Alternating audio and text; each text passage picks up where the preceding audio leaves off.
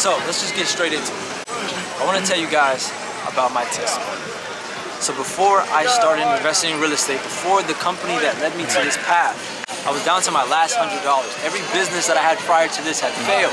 And I want to tell you guys about one thing that changed my direction ultimately. And that was the importance that I learned of faith, having faith, being able to risk it all, throw it all in the pot, and not worry about what was going to happen. They say faith without works is dead, but truly I tell you guys, seriously, if you work as hard as you possibly can and you have faith, there's nothing on this earth that can stop you. You are literally invincible. You're indestructible. I was down to my last $100. Every other business I had failed. I flipped furniture. I tried to do car rentals. It all failed. I was missing one key element, and that was faith. I realized that if I actually believed in the business, then I'd be willing to go all in. I'd be willing to throw it all in the pot. I'd be willing to take chances. I'd be willing to risk it all. So let's imagine, you can't see what's at the end of this dark path, this dark tunnel.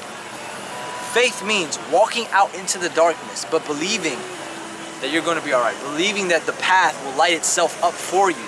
If you have faith, the steps that you need to take in order to succeed will manifest itself. It will show itself to you as long as you have the courage to walk forward in front of it.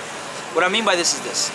I invested my last $100 into this real estate thing, and it wasn't enough. I'm not going to lie to you guys. You're not going to be able to get rich with $100. I went into huge amounts of debt. I was down to my last $100 and I was broke, but what I did was I put it all on a credit line. I used my Chase Freedom Flex card to fund thousands of dollars in CRMs and generating leads, and these things was the key difference between a business that I worked on for 2 years that failed and a business that I worked on for 6 months that succeeded. It was the amount of risk that I was willing to endure. It was the amount of risk that I was willing to take on, how much I was willing to throw into the pot, how much I wanted it really. And also my urgency, because you guys have to understand, you're gonna have to make something work. And I figured, well, even if I'm thousands of dollars in debt, maybe I might be able to make something shake. So that's exactly what I did. I threw it all in the real estate pot, and luckily, by the grace of God, I was able to be fortunate enough to be blessed. I invested into an acquisition company that generated over 6 figures its first year.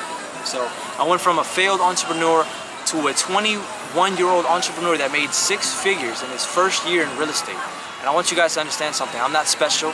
My IQ is not a huge, crazy number. I'm not Elon Musk, okay? I don't have crazy work ethic. I just believed, prayed to God, and had faith. Now let's go on to lesson number 2. You guys have probably heard this before. If you want to go fast, you go alone. If you want to go far, go together. One of the reasons why my business was finally successful was because I took a chance on people. I believed in people. I invested in people, and they paid off. Every single time, they never let me down. I took a chance on family members I had in the Dominican Republic. I gave them work opportunities. I told them about the potential of real estate, how you could possibly grow in this market, and where things were looking, where things were spiraling. In a successful business, you're not going to be able to do it alone. That wolf mentality shit was bullshit. They lied to us. They want us to think that we can just go alone and we can do it all by ourselves. We can't. We need help. You need to understand that asking for help is not an issue. You need to let your ego and your pride go. It's not a problem. Okay? Ask for help. Extend a hand. Be the type of person that understands the value of having people around you. A network. A strong network of people who are willing to invest. People who are willing to die and ride with you all the way to the end. We've thought that success is only obtained by the most greedy people. That you have to be slimy. That you need to be arrogant.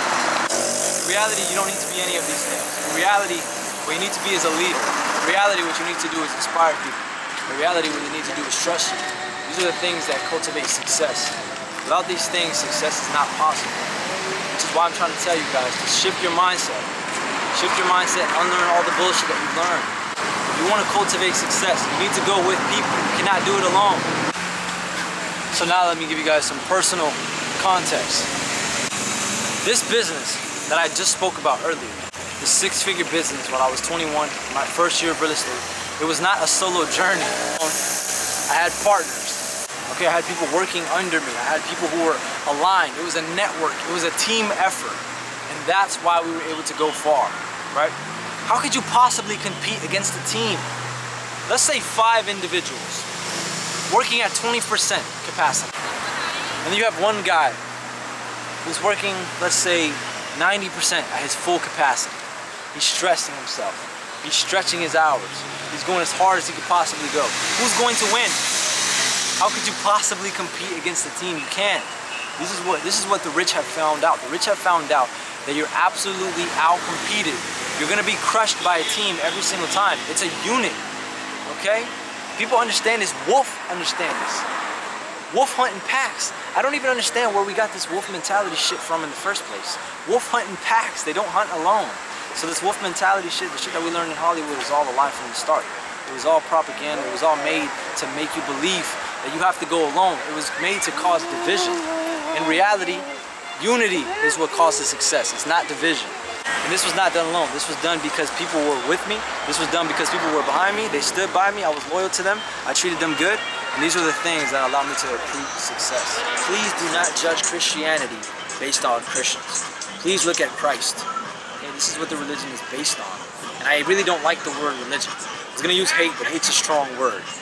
I really dislike the word religion. I prefer the word relationship. I prefer you to know Christ personally. I prefer you to reach out to him personally. Please. Okay, do not judge Christianity based on Christians. You need to look at Christ. You need to look at his teachings. You need to understand who he was and why he died. He died for us. Okay, he died for you. Okay? You that does not believe in him. You that curses him. You that despises him. He died for you so that you may change. So that you may have a chance in inheriting the kingdom of God. Okay? For the most noble cause. And no one and nothing on this earth will be able to come close to the purity of Christ. Alright? No one comes through the Father except through the Son. So I pray you guys get to know the Son. Now, the final lesson. We talked about faith. We talked about having unity and not being alone. We talked about humbling yourself. We talked about relationship with Jesus Christ. Now, the final key point. Money isn't everything. You guys know this already, but I want you guys to really understand this. Money isn't everything. There are more things to obtain in life. And it's actually crazy how fast you can accommodate to luxuries, okay? I remember when I said that when I made my first $20,000 in a month, I was gonna be happy. I remember when I said that once I moved out of my parents' house and got my first apartment, I was gonna be happy. I remember when I said, no, it's once I go and leave the US and move to the Dominican Republic and have a sky rise and have a nice view and find a nice beautiful girlfriend and have kids, then I'll be happy. It's really just pushing past the present moment. It's really not accepting that happiness is something that you're gonna have to find within yourself. It's something that you're gonna have to stretch out to other people. I put something on my Instagram the other day. Why do we only learn our lessons the hard way? It's absolutely true. We only learn them the hard way. I think it's because we have to experience something, fall, experience the pain of falling, and go, yo, that shit really hurts. I'm not gonna do that shit again. And this is the only way we can learn things, right? And in that same thought, in that same energy, I want you guys to understand this. I think this culture really pushes work ethic. I think we push grind and hustle, and we put that as purpose. But a lot of us are miserable. There's a lot of zombie businesses. There's a lot of business owners who are making millions of dollars, but they're absolutely miserable. They're zombies. Okay, they're not alive. They're spiritually dead. You have to be spiritually alive to feel something worth living, to feel a purpose that's inspiring enough to push on through the day. Because when you wake up in the morning, you have to ask yourself this. Is it really worth waking up out of bed today? That's the question that we're all thinking. Is it really worth it? I mean, am I really going to be doing something important today? And if you place other people before yourself, if you don't have greediness in your heart, if you have pure intentions, if you love people and if you love yourself, then yes, you will absolutely find the motivation and the inspiration to find a reason to get up out of bed in the morning and to work as hard as you could possibly work. Not so you could be some sort of zombie. I work hard because I can afford things for myself. No, it's not enough. It's not pleasing enough. Work hard so that you can do things for other people. This is a reward. This is great. This is something that you can actually feel. This is something that you can actually appreciate. I promise you the happiest people are the most giving people. It's a fact. Statistically, you can look it up. The happiest people on the earth are the most giving people. If you accrue everything for yourself, if you're selfish, you're not going to be happy. You're going to be miserable. You're going to find yourself like a zombie. You're going to find yourself basically dead, but walking around operating just so that you can afford to keep up with your expensive lifestyle. It's not a life worth living, I promise you it's not. Okay, find a life worth living, okay?